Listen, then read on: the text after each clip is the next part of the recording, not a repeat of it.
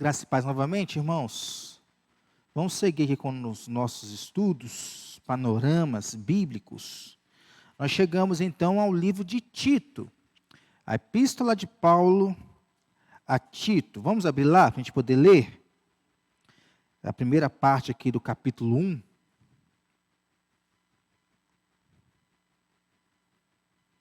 Tito são 3 capítulos, né?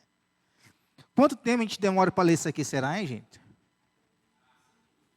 Você leu e conta? Em menos de 1 hora, 3 capítulos? Ah, com certeza. Eu li hoje em menos de 10 minutos. 3 capítulozinhos, né? Se eu for fazer uma leitura mais inspecional, né, grifando, aí você vai demorar mais um tempinho mesmo, né? Uma leitura bíblica muito boa. Vamos ler lá então? Capítulo 1, do 1 ao 9. Vai dizer: Paulo, servo de Deus e apóstolo de Jesus Cristo, para promover a fé que é dos eleitos de Deus e o pleno conhecimento da verdade segundo a piedade, na esperança da vida eterna que o Deus que não pode mentir prometeu antes dos tempos eternos, e em tempos devidos manifestou a sua palavra mediante a pregação que me foi confiada por mandato de Deus, nosso Salvador. A Tito, verdadeiro filho, segundo a fé comum, graça e paz da parte de Deus, Pai, e de Cristo Jesus, nosso Salvador. Por esta causa te deixei em Creta, para que pusesses em ordem as coisas restantes, bem como em cada cidade constituísses presbíteros, conforme te prescrevi. Alguém que seja irrepreensível, marido de uma só mulher, que tenha filhos crentes, que não são acusados de dissolução, nem são insubordinados. Porque é indispensável que o bispo seja irrepreensível como despenseiro de Deus, não arrogante, não irascível, não dado ao vinho, nem violento, nem cobiçoso de torpe ganância. Antes, hospitaleiro, amigo do bem, sóbrio, justo, piedoso, que tenha domínio de si, apegado à palavra fiel, que é segundo a doutrina, de modo que tenha poder tanto para exortar pelo reto ensino, como para convencer os que o contradizem, né? Aqui a gente já vê, né, para quem Paulo escreveu e o propósito deste livro, né, de Paulo para Tito, verdadeiro filho segundo a fé comum, né? Local aqui essa carta foi escrita, na mesma região ali da Macedônia, né, na região grega, mais precisamente, né, para aquelas pessoas que estavam em Creta, que era uma cidade ali da região grega. Quando que esta carta foi escrita? Os estudiosos dizem que no ano 64 depois de Cristo, durante a 4ª viagem missionária, como nós já falamos, não temos relato desta viagem no livro de Atos. Palavras-chave: ordem, boas obras. São 2 assuntos que Paulo toca aqui diante desta carta para Tito. E qual que é o tema desta carta? Exemplares em Cristo. Instruções para a organização das igrejas em Creta. Porque essa carta aqui, ela segue 1 Timóteo e 2 Timóteo. Nós vamos ver até algumas diferenças entre elas, né? E o assunto fundamental aqui dessa carta é aquilo que nós sabemos, nós temos que colocar em prática, né? Um dos sentidos de ordem aqui, né, também é esse, porque a igreja estava aqui numa bagunça. A igreja sabia demais e fazia de menos, né? Por isso que também se toca no assunto das boas obras. Então vamos seguir. Versículo-chave, vamos ler todos juntos, dá para enxergar aí? O 1:5. Por esta causa te deixei em Creta, para que pusesses em ordem as coisas restantes. Não, só até aí. E o 7 e 8, vamos lá? Torna-te pessoalmente padrão de boas obras, No ensino, mostre integridade, reverência, linguagem sadia e irrepreensível, para que o adversário seja envergonhado, não tendo indignidade nenhuma que dizer ao nosso respeito. E ainda pegamos aí, né, o versículo 15 do capítulo 2, que não está aí, mas eu quero colaborar com ele aqui. Dize estas coisas, exorta e repreende também com toda a autoridade. Ninguém te despreze. Ninguém despreze a Tito, porque Tito tem uma mensagem de Deus para esta igreja, para esses destinatários aqui. Esta carta, assim como as outras duas epístolas de 1 Timóteo e 2 Timóteo, são chamadas de cartas pastorais. Elas são chamadas de cartas pastorais porque são cartas mais práticas. São cartas mais práticas, que estão dentro das epístolas de Paulo. Elas se assemelham com as próximas cartas que nós vamos ver a partir de Hebreus, que são as epístolas gerais, que também tem muita pastoral ali naquelas cartas, né? Então ela é endereçada a uma pessoa, e não é a uma igreja, diretamente. Porque Paulo falava aqui a Tito, para que Tito transmitisse esta mensagem, né, para a igreja que havia naquele local. E Tito era o pastor daquele rebanho, o pastor daquela igreja. E ele é muito parecido na forma e conteúdo com 1 Timóteo, sendo ambas redigidas na mesma época, provavelmente no mesmo ano, no ano 64 depois de Cristo. Essas três cartas pastorais, elas trabalham em unidade. E nós vamos ver o quê?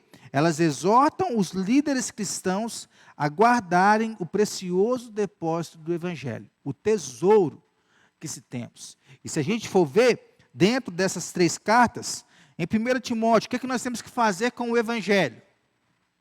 Protegê-lo. Por conta dos falsos ensinos que tinham ali dentro da igreja de Éfeso, dentro da vida daquele povo. Nós temos que proteger. Usando o quê? A defesa da fé. Aquilo que nós chamamos de apologética. A defesa da fé.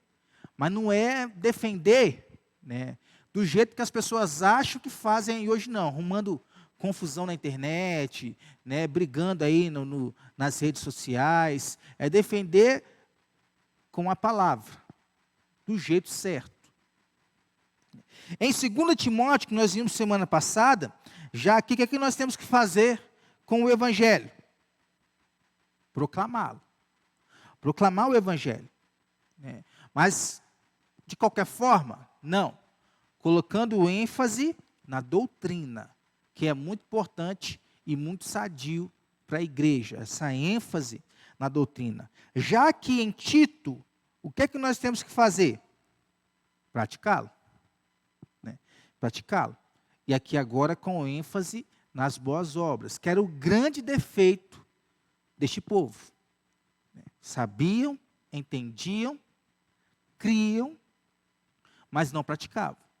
Não faziam aquilo que deveriam fazer.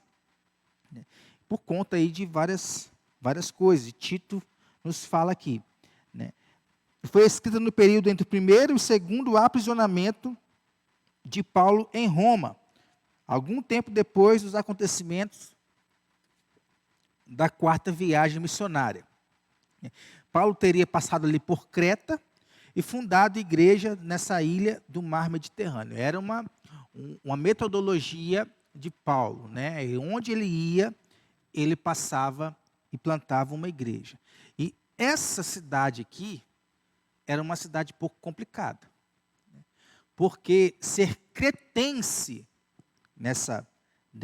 morador dessa cidade, era sinônimo de que você era uma pessoa mentirosa, depravada, perversa, tudo aí de maus adjetivos.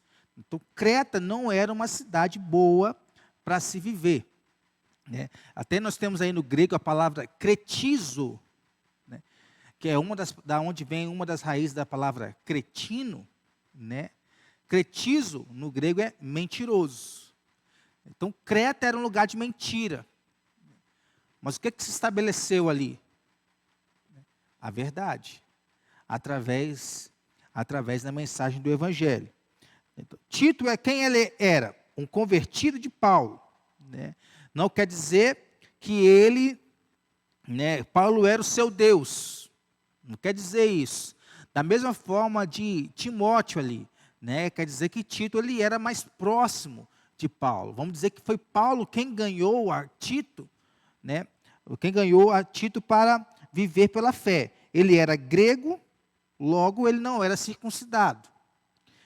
Embora o livro de Atos não mencione Tito, seu nome aparece 13 vezes durante o Novo Testamento, em especial aqui nas cartas de Paulo, né? Juntamente com Timóteo, foi um dos principais companheiros e cooperadores no trabalho missionário do apóstolo Paulo. Então ele era alguém que vivia de perto com o apóstolo Paulo. Tanto que ele recebe aqui no versículo 4, né, o adjetivo de verdadeiro filho. Assim como Timóteo tinha recebido lá, né, meu filho na fé, Tito também recebeu parecido aqui um adjetivo.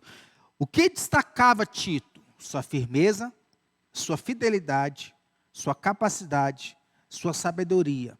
Por isso que ele era um enviado de Paulo, né, para lugares difíceis, como Corinto, já lá não precisa nem falar, né? E Creta. 2 lugares difíceis, né, de se conviver, né? Às vezes, pela nossa mente humana, né, podem ser até lugares que não cabe o evangelho ali. Não cabe uma igreja presbiteriana tradicional naquele local, né, por conta de inúmeros fatos. A nossa mente limitada, ela pode pensar assim. Eu não estou falando nada da minha cabeça aqui, não. Já ouvi isso, irmãos. Ah, aquele lugar lá, aquele bairro tal, não cabe uma igreja ali, né? E por inúmeros motivos. Esta última possuía a terrível reputação de ser uma região de pessoas desonestas, mentirosas, violentas, inclinadas à preguiça e à glutonaria. Mas, através do poder do evangelho, os cretenses poderiam ser transformados, até mesmo, olha aqui, ó, em bispos. Eles poderiam ser irrepreensíveis, pacíficos, fiéis, amáveis. Porque aonde quer que o evangelho chegue, ele transforma. Independente de área, independente de pessoas, né, independente de condições financeiras, ricos, pobres, negros e brancos, né, o evangelho é o poder de Deus para todo aquele que crê. Então, de uma pessoa mentirosa, nós podemos ser transformados a falar a verdade. De pessoas violentas, nós podemos ser pessoas pacíficas. De pessoas inclinadas à preguiça, nós podemos ser pessoas, né, fiéis, trabalhadoras. De pessoas, qual a palavra que eu posso usar aqui, né? Glutonarias, comilonas, né? Nós podemos ser mais moderados naquilo que nós ingerimos, né? Está tentando, todos nós estamos tentando, né? É um mal.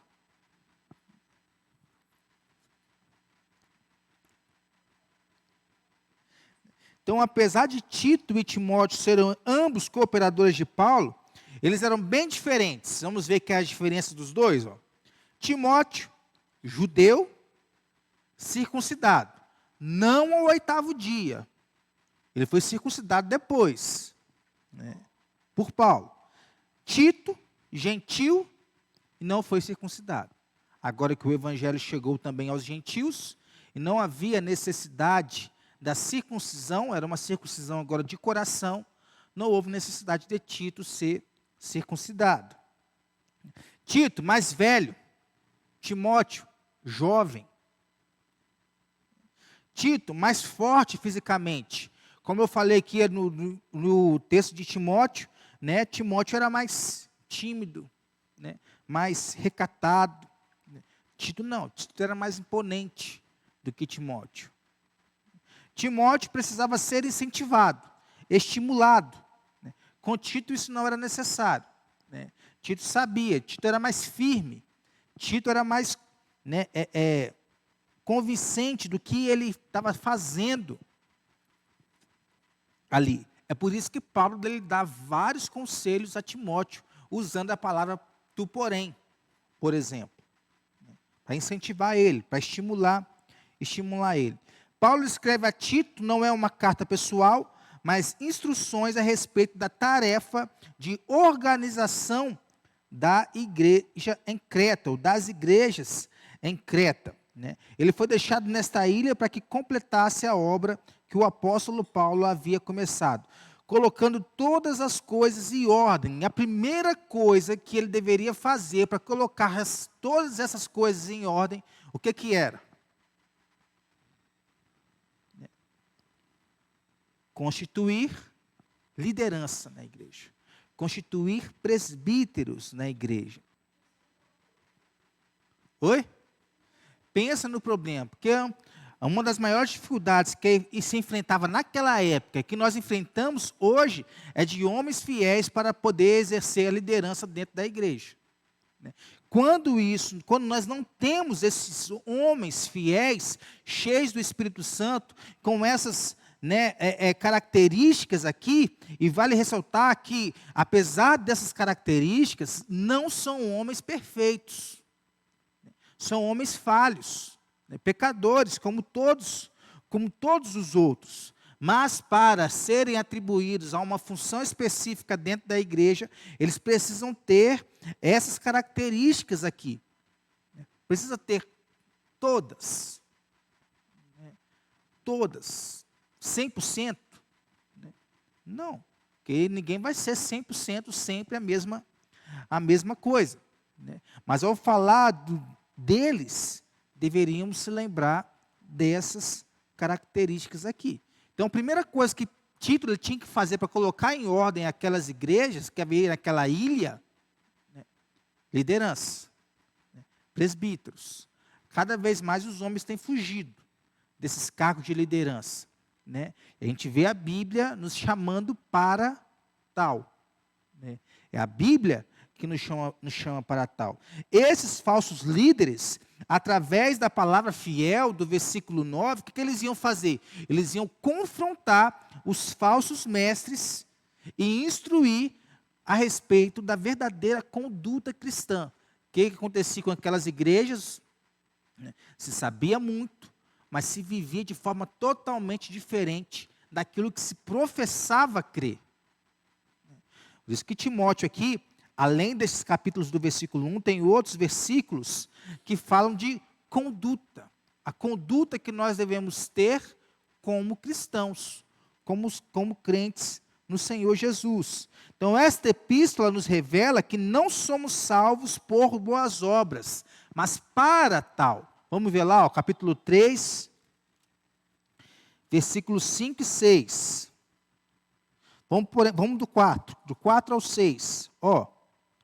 Quando, porém, se manifestou a benignidade de Deus, nosso Salvador, e o seu amor para com todos, não por obras de justiça praticadas por nós, mas segundo sua misericórdia, ele nos salvou mediante o lavar regenerador e renovador do Espírito Santo, que ele derramou sobre nós ricamente, por meio de Jesus Cristo, nosso Senhor. Então, o que isso quer dizer? A verdadeira fé, qual que é a sua consequência? Bons frutos. Crenças corretas levam a ações corretas. Aquilo que a gente crê deve ser colocado em prática com boas obras. Eu não faço boas obras para que a partir dessas minhas boas obras eu seja salvo. Mas eu, entendendo e crendo, eu faço as boas obras. Foi para isso que Deus nos criou. Porque somos feitura deles. Criado em Cristo Jesus para o quê? As boas obras que quem preparou para nós? Deus de antemão preparou para que nós andássemos nela. Como diz lá Efésios 2:10. Então, tudo aquilo, todo o arcabouço teológico, espiritual, bíblico que nós temos que ter, ele deve ser colocado em prática através das ações, atitudes corretas, né? Pensamentos corretos, por mais que a nossa mente seja aí embaralhada em vários pensamentos, né? Em todas as áreas da nossa vida. Porque se na área, por exemplo aqui, determinada área, o meu coração ele é 100% devoto, né? Mas em outra determinada área, o meu coração não é 100% devoto, né? O que isso significa? Né? Eu não estou sendo levado pela crença correta e nem agindo da forma correta. Porque o Evangelho, ele nos transforma por inteiro. Não pode, por exemplo, o meu coração eu digo que o meu coração é de Jesus, mas o meu bolso não é. A minha generosidade não é. Deus me ganhou por inteiro, mas nessa área aqui, eu acho que é melhor eu ainda continuar vivendo do jeito que eu quero viver. Não é isso que a Bíblia, ela nos leva a praticar, né? Temos duas coisas aqui, ó, os nomes, presbítero e bispo. Eles são usados aqui como sinônimos. A mesma coisa, né? O nosso manual aqui, por exemplo, da IPB, né, ele diz que o pastor ele pode ser chamado de presbítero, ele pode ser chamado de bispo, né, ele pode ser chamado até de anjo da igreja, né? São nomes sinônimos, pastor, reverendo, né? Apesar de reverendo, eu tenho minhas ressalvas, né, que se digno de honra, né? Então, por isso que eu tenho as minhas ressalvas, né? Presbítero ou ancião nos vai falar o quê? De maturidade do líder, e bispo do seu trabalho de supervisão sobre o rebanho de Deus. As igrejas que são igrejas episcopais, elas têm essas hierarquias, né? Bispo, aí vai indo até chegar no poder maior. Paulo equilibra a ênfase na sã doutrina com a importância de uma conduta cristã apropriada, especialmente por meio da prática de boas obras. Como que isso se dá? Textos bíblicos vão falar sobre isso. Capítulo 2, versículo 7. Torna-te pessoalmente padrão de boas obras. Nós cristãos devemos viver para ser isso, padrão. Tem que olhar para a Conceição e ver ela um padrão, né? Olhar para Shakira e ver ela um padrão de cristão, um padrão de crente. Versículo 14 do capítulo 2, né? A segunda parte, aí, um povo exclusivamente seu, de quem? De Deus, zeloso de boas obras. Isso é característica até do próprio Deus. O próprio Deus ele é zeloso por natureza, né? Nós também devemos ser zelosos pelas boas obras, independente de qual seja, né? Versículo 1 do capítulo 3 diz que nós temos que ser prontos para toda boa obra. Como que nós nos tornamos prontos, por exemplo? Né? Timóteo 3,16. Toda a escritura ela é inspirada por Deus e útil para o quê? Ensino, correção, educação na justiça. A fim de quê? Oi? Seja o quê? Perfeito e perfeitamente habilitado para toda boa obra. Então, pela palavra de Deus, que nós somos prontos e devemos estar prontos para toda boa obra. Versículo 8 do capítulo 3, a segunda parte aí. Os que têm crido em Deus sejam solícitos na prática de boas obras. Né? O último texto, aqui no versículo 14 do capítulo 3, o finalzinho aí. Né? Quanto aos nossos, que aprendam a distinguir-se nas boas obras. A favor de quem? Dos necessitados, para não se tornarem infrutíferos. Nós, dentro da vida cristã, temos inúmeras formas de se fazer boas obras. Encontramos nessa epístola também as qualificações necessárias para presbíteros, que nós já falamos aqui, quais são, né?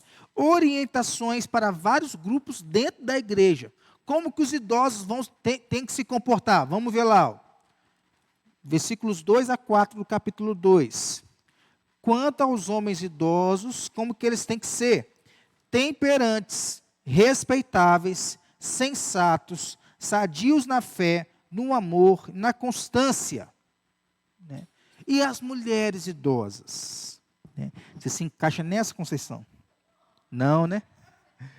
Como que deve agir? Né? Sejam sérias em seu proceder, não caluniadoras, não escravizadas a muito vinho, sejam mestras do bem. Com qual propósito? A fim de instruírem as jovens recém-casadas a amarem ao marido e a seus filhos. Né? Hoje, como que as mulheres mais velhas, elas querem instruir as mais novas? É com relação à vida familiar? Não é.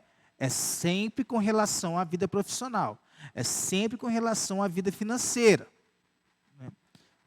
Oi? As empoderadas, né? Aqui não, a gente vê que o propósito da vida daquelas mulheres que já aprenderam muita coisa com a vida, já deram de murro e ponta de faca, como dizem aí, já bateram muita cara no muro, é com a questão familiar. Como que as mulheres devem amar os seus maridos e seus filhos. Continua aqui. Como que elas devem ser ainda? Sensatas, as mais jovens, as mais velhas ensinando as mais jovens. Sensatas, honestas, boas donas de casa, bondosas, sujeitas ao marido, para que a palavra de Deus não seja difamada. Isso é um testemunho cristão. É um testemunho da palavra de Deus. Acho que eu estou dizendo isso aqui, irmãos, não tem problema nenhum.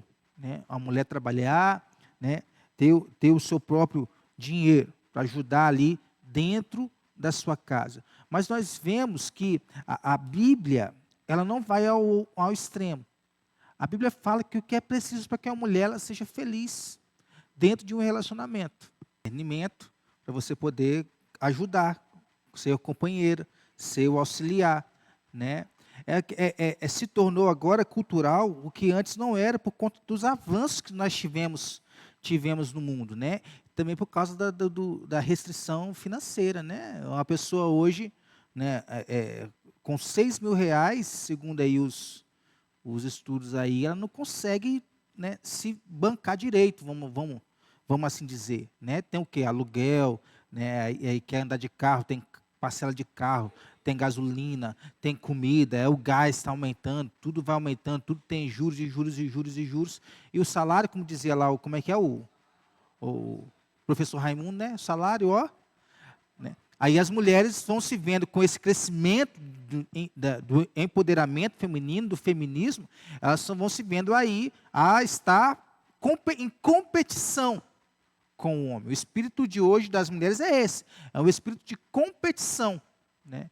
Aí várias coisas vão sofrendo consequências. Por que as mulheres estão tendo menos filhos hoje? Porque elas não querem parar. Né? Para poder, né, cuidar de sua casa, cuidar de um outro ser humano. As mulheres estão cansadas. Saiu uma pesquisa desses tempo atrás aí que nunca se viu as mulheres tão cansadas como nos dias de hoje. Por quê? Por conta desse corre-corre, desse vai-vai que elas estão fazendo para poder competir com os homens. Olha qual que é o propósito. Olha qual que era o propósito lá em Efésios. Né? O que o marido tinha que fazer, o que a mulher tinha que fazer. Era um problema que estava tendo dentro da igreja. E Paulo escreveu para poder solucionar de alguma forma aquele problema. Então, essa visão aí, que você fala aí, é que você pode ensinar ela a fazer uma faculdade, a estudar, né, mas não, isso como não essencial. O essencial para uma mulher de Deus é um outro tipo, é um outro estilo de vida. Né? E padrão completamente diferente. Aos jovens, o que é que diz aqui aos jovens? Né? De igual modo, para que em todas as coisas sejam criteriosos, torna-te pessoalmente padrão de boas obras. No ensino, mostra integridade, reverência. Né? Com a relação agora de escravos, que era uma realidade bíblica, né? A relação da escravidão. O que teria que acontecer? Versículos 9 e 10. Quanto aos servos, que sejam em tudo obedientes ao seu Senhor, dando-lhe motivo de satisfação, não sejam respondões, não furtem, pelo contrário, deem prova de toda a fidelidade, a fim de ornarem em todas as coisas a doutrina de Deus, nosso Salvador. Várias recomendações aqui. Né? Presbíteros, além do caráter irrepreensível, capacidade de desmascarar as falsas doutrinas, é o nosso papel como, né, presbíteros da igreja. Refutar algo que estava acontecendo, nós vemos isso em 1 Timóteo, nós vemos isso em 2 Timóteo, vemos isso aqui em Tito, vemos em outras cartas de Paulo, né? Gálatas, por exemplo, ensinos judaizantes que estavam se infiltrando dentro da igreja. O que Paulo chama aqui de fábulas. Né? Não se ocupem, no versículo 14 do capítulo 1, com fábulas judaicas, nem com mandamentos de homens desviados da verdade. Né? Uma das fábulas judaicas que era ensinada aqui, era aquela pela qual o homem poderia ser crente e viver sozinho, sem congregar.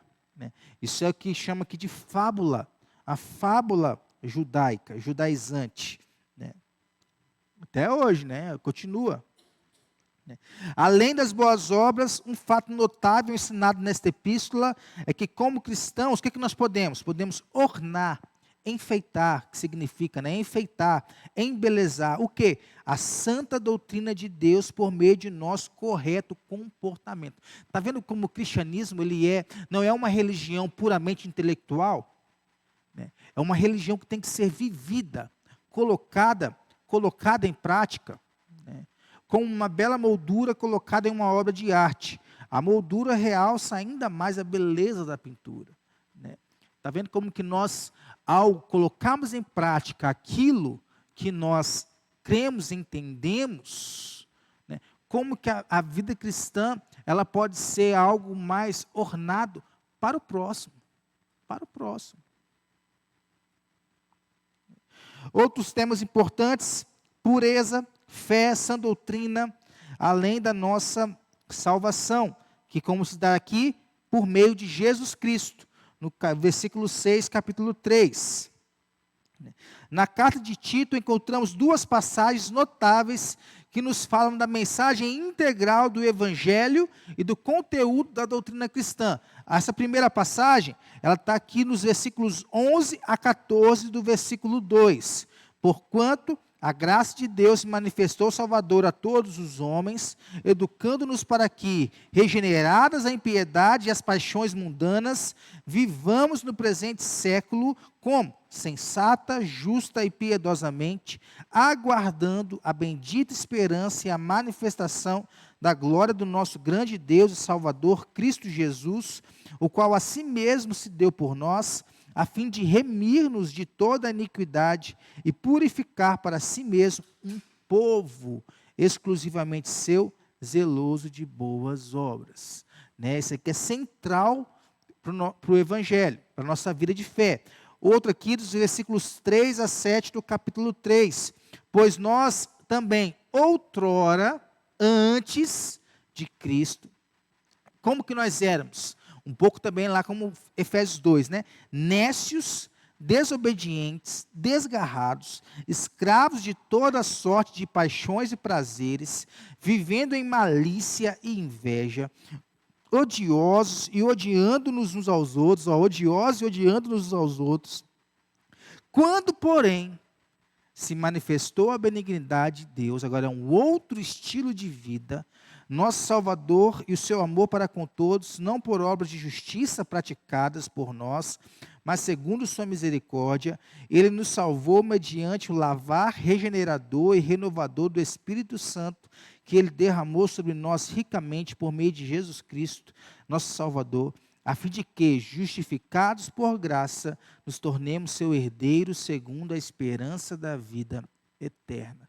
Duas mensagens centrais do Evangelho para nós, para a nossa vida, né? Fé colocada em prática.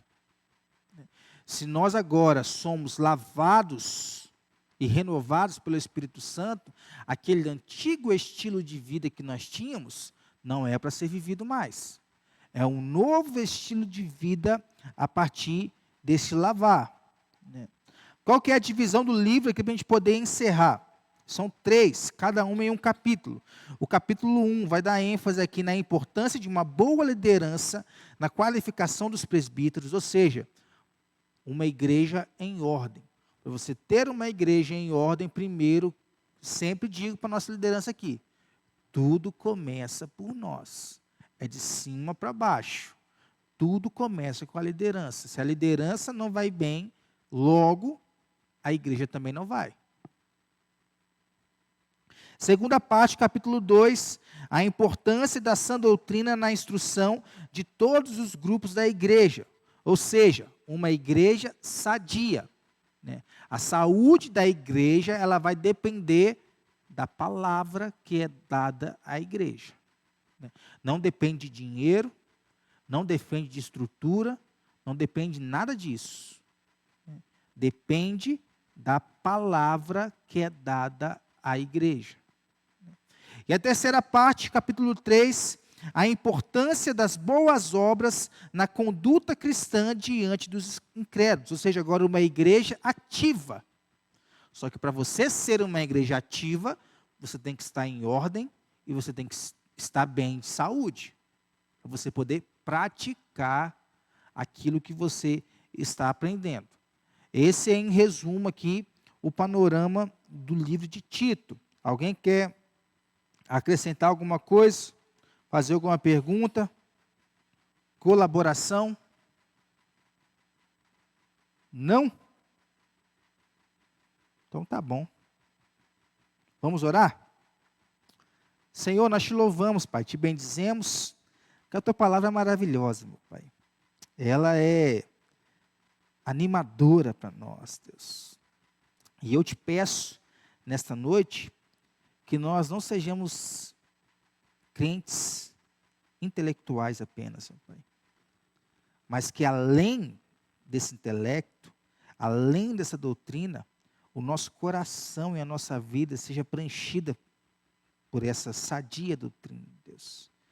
Para que ela estando em nossa mente, descendo para o nosso coração, ela seja praticada pela nossa vida, Pai. Em nome de Jesus, dê a cada um de nós que aqui estão, ao restante da igreja, que aqui poderia estar também, meu Pai, esse mesmo sentimento, o sentimento da Tua palavra, Deus. E que em nome de Jesus, nós possamos cada dia mais ser interessados, ter este ânimo, esse entusiasmo, para poder aprender do Senhor, e aquilo que o Senhor requer de nós, que é a obediência à Tua palavra. O Senhor não quer outra coisa de nós. O Senhor quer a obediência a Tua palavra, Deus. Que assim nós possamos viver, meu Pai, sendo praticantes e vigilantes até a volta do Senhor, a nossa bendita esperança, a volta de Jesus. Essa é a nossa oração que fazemos em nome do Teu Filho Jesus. Amém.